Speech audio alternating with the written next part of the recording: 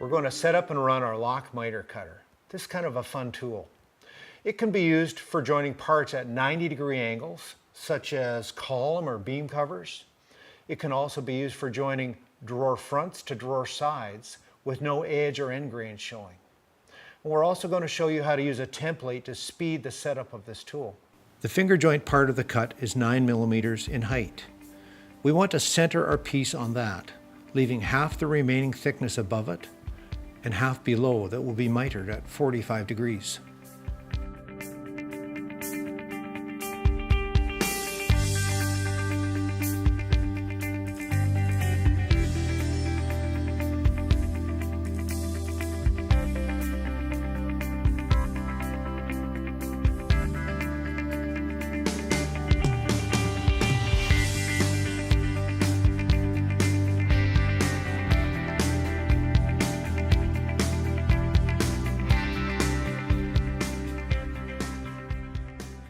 Today, we're working with 22mm thick stock, so we want to position the cutter so the bottom part of the joint is 6.5mm from the tabletop. Subtract the height of the 9mm finger joint profile portion of the knife from the stock thickness and divide by 2. Offset the infeed fence back 1mm to ensure a full depth of cut.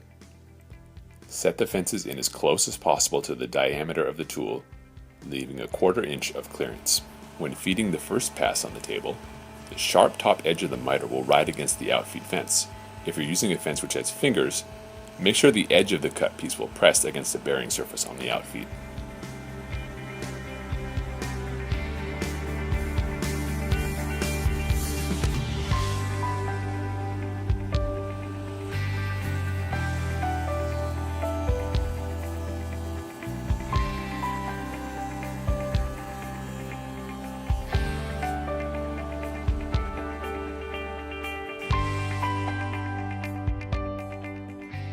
Now, we'll reposition the power feeder to run against the fence instead of the table, so we can do our vertical cut. After swinging away the feeder, move the infeed fence up 1mm to remove the offset from the first cut. Adjust the power feeder so that only one wheel is driving on the outfeed fence section, and so that the axis of movement is very slightly angled down towards the table.